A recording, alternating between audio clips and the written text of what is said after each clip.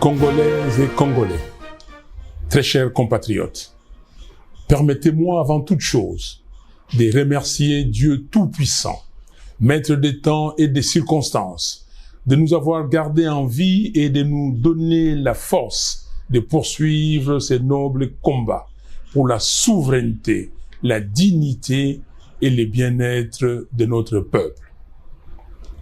En ce 30 juin 2024, marquant le 64e anniversaire de l'indépendance de notre nation, je suis partagé entre deux émotions.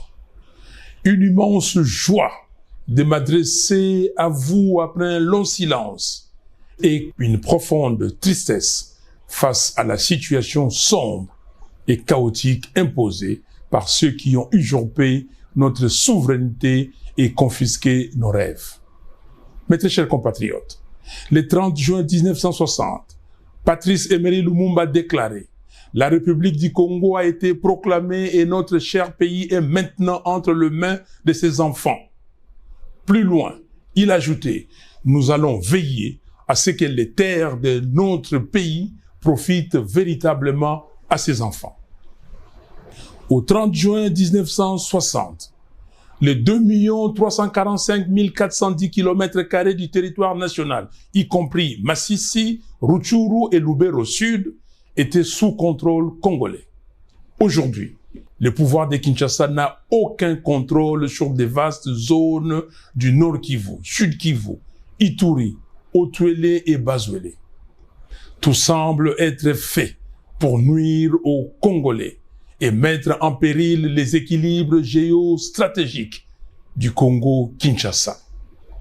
La grave crise sécuritaire qui étrangle notre pays a atteint un niveau tellement inquiétant que nous risquons de ne plus avoir le Congo, notre Congo, dans sa configuration du 30 juin 1960.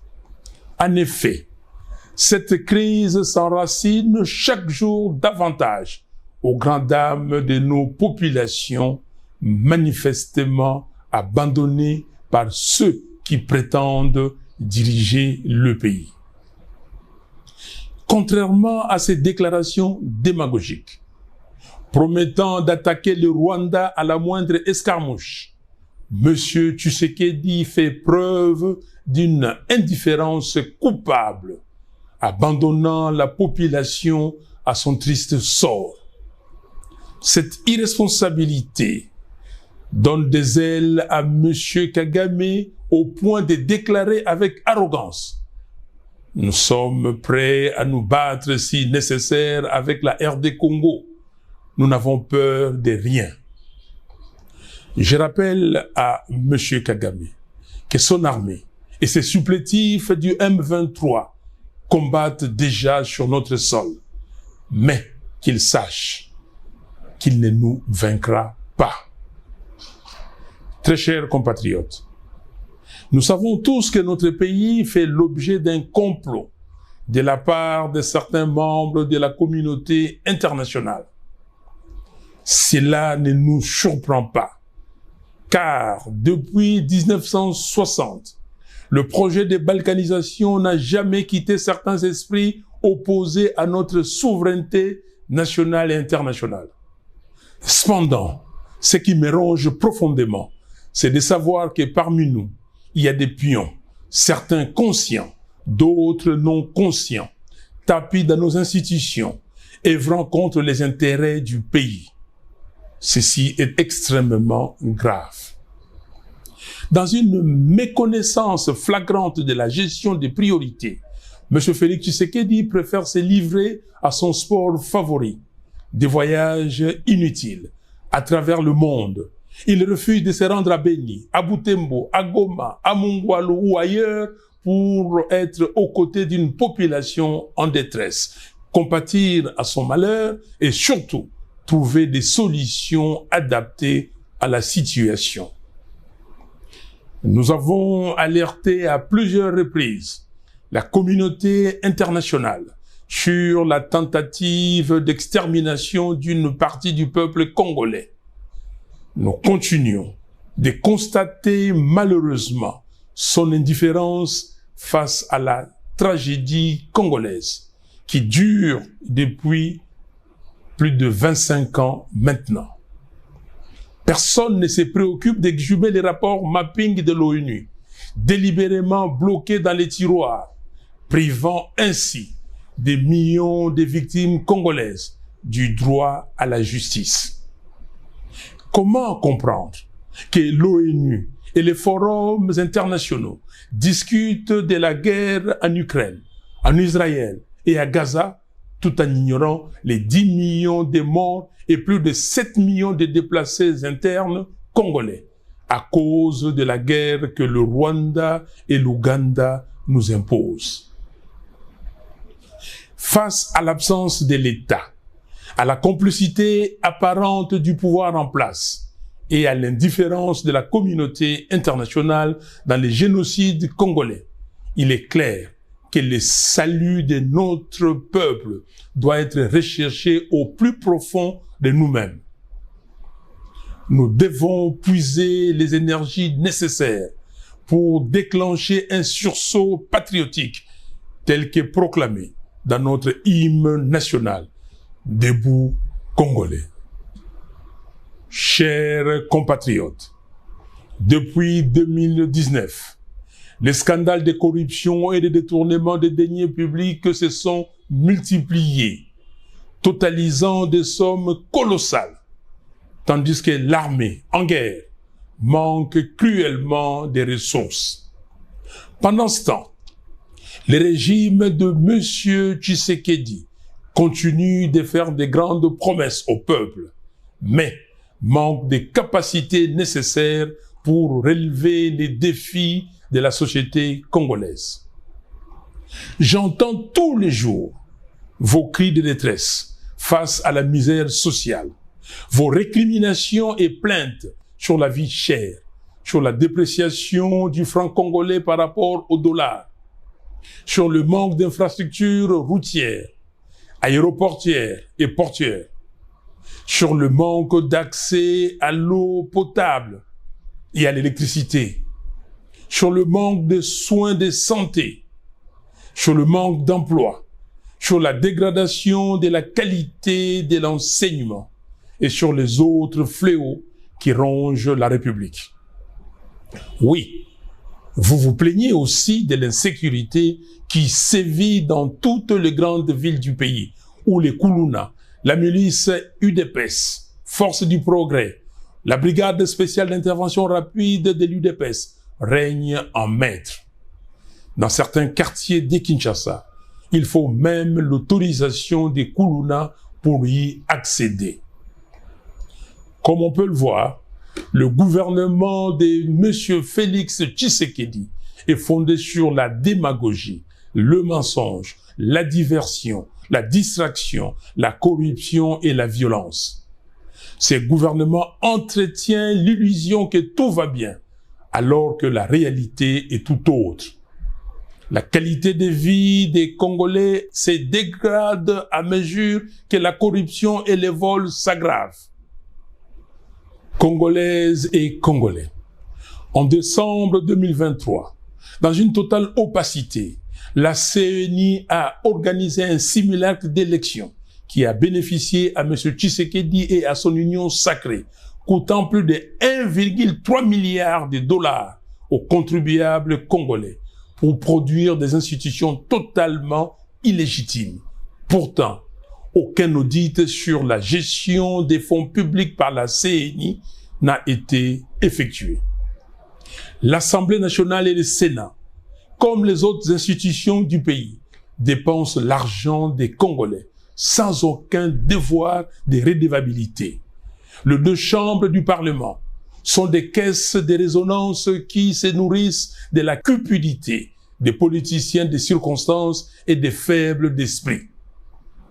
En plus de cette tendance démesurée à l'enrichissement illégal, M. Félix Tshisekedi divise chaque jour davantage les Congolais par un tribalisme primaire jamais vécu jusqu'alors dans notre pays, détruisant ainsi la cohésion nationale.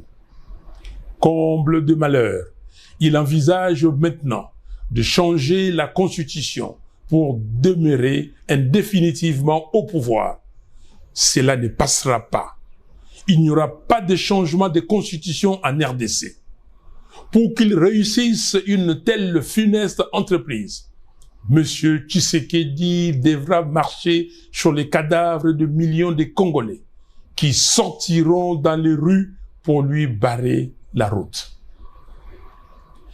Mes très chers compatriotes, il est temps de prendre en charge notre destinée. Il est urgent de stopper ces oppresseurs du peuple. Ne soyons plus dupes des discours vides de sens, des hypocrites qui ont transformé notre pays en une maison de retraite à ciel ouvert. Nous devons restaurer l'intégrité du territoire national, pacifier la nation, instaurer l'état de droit, rechercher la cohésion nationale et garantir une gouvernance intègre. Et pour ce faire, nous avons besoin d'institutions légitimes, un président et un parlement élus démocratiquement, un gouvernement intègre et une justice vertueuse. La transparence électorale doit être indissociable à la question de notre souveraineté nationale. Notre combat est triple: le respect strict de notre Constitution, la défense de notre souveraineté et la recherche permanente du bien-être de notre peuple. Ce combat sera ardu, car ceux qui ont pris le pouvoir par des moyens illégitimes n'accepteront jamais la vérité des urnes. Ce qui s'est passé en 2018 et les simulacres d'élections de décembre 2023 doivent être des leçons pour nous. En attendant, j'exige la publication des barèmes de rémunération et des avantages divers pour tous les agents publics de l'État, du président de la République jusqu'au huissier de la fonction publique. La rubrique Fonds spécial d'intervention doit être supprimée des dotations budgétaires de 2 chambres du Parlement. Je demande que des audits complets du Parlement et de la CENI soient menés au plus vite. Les bureaux de l'Assemblée nationale et du Sénat ne doivent plus gérer les cash. Toutes les opérations doivent passer par la banque. Aussi, tous les membres du bureau de la CENI doivent démissionner et être traduits en justice. Par ailleurs, il est impératif de faire la lumière sur toutes les affaires de corruption et de détournement des deniers publics répertoriés à ce jour. Tous les voleurs de deniers publics, anciens et nouveaux, doivent être traduits devant la justice. Nous devons récupérer l'argent de l'État pour construire des routes, des écoles et des hôpitaux. Congolaises et Congolais, j'ai entendu vos lamentations sur mon silence depuis les simulacres d'élections de décembre 2023 et je vous remercie de toujours compter sur moi. Sachez que je ne peux pas vous abandonner et je ne relâcherai pas les combats. Plus que jamais, je suis déterminé à le poursuivre avec vous pour bâtir un Congo libre, fort, digne et prospère. Très chers compatriotes, écoutez-moi. La liberté, la justice, la souveraineté et le bien-être ne se donnent pas. Ils s'arrachent. Comme les autres peuples africains, refusons d'accompagner des politiciens véreux qui ne cherchent qu'à s'enrichir. Notre salut est entre nos mains. Lèvons-nous comme un seul homme et barrons la route aux fossoyeurs du Congo. Il n'y aura pas de changement de constitution dans notre pays, ni de présidence à vie. Congolaises et Congolais, dans la quête de dignité pour notre peuple, Je rends hommage à ceux qui ont payé de leur vie et aux héros vivants qui portent les stigmates du combat, convaincus qu'un jour, notre pays sera libéré et engagé sur la voie de la démocratie et du développement.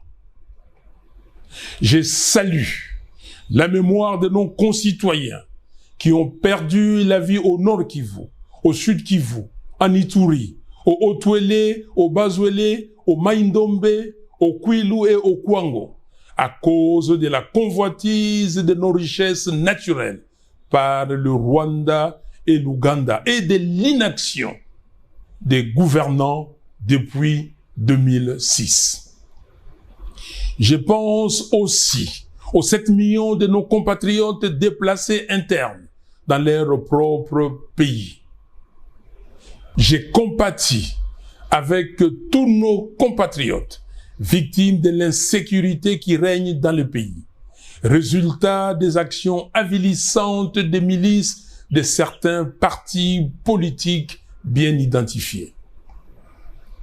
Je rends hommage au sacrifice de ceux qui ont lutté pour la souveraineté, la liberté et la dignité des Congolais. Je pense notamment à Kipa Vita, Simon Kimbangu, Patrice Lumumba, Joseph Kasavubu, Etienne Tshisekedi, Joseph Malula et Laurent Mosengo qui nous inspirent. En ce 30 juin 2024, j'ai une pensée pour nos frères et sœurs victimes de l'intolérance politique, injustement emprisonnés, comme Jamar Kabound, Mike Mukebai, Gloria Senga, Robert Bunda et d'autres prisonniers. À ces vaillants combattants de la liberté, j'adresse mon soutien et mes encouragements. Tenez bon, les Congolais ne vous ont pas oublié. Votre place est aux côtés de vos familles et du peuple congolais. En ce moment crucial où l'intensification de la lutte est essentielle pour nous affranchir des chaînes de la dictature. Très chers compatriotes, en toute responsabilité, je demande à M. Félix Tshisekedi s'il a l'amour pour les Congolais et les Congos de se raviser et d'intérioriser les slogans d'Etienne Tshisekedi, le peuple d'abord. Le pays a besoin de la cohésion nationale. Nous devons nous réunir avec toutes les parties prenantes sous l'égide de nos pères spirituels afin de trouver des solutions adéquates pour défendre notre pays contre les agressions extérieures et également garantir des élections transparentes, impartiales et apaisées qui permettront au pays d'avoir des dirigeants légitimes. Il ne s'agit pas de partager le pouvoir, mais de sauver le pays de la balkanisation, de mettre fin aux crises politiques récurrentes et d'assurer le bien-être de notre peuple qui souffre. Au regard des défis géopolitiques et géostratégiques actuels du monde, nous devons donner au Congo-Kinshasa la place qui lui revient dans le concert des nations. C'est notre responsabilité collective. Vive la RDC et son vaillant peuple. Que Dieu vous bénisse. Je vous remercie.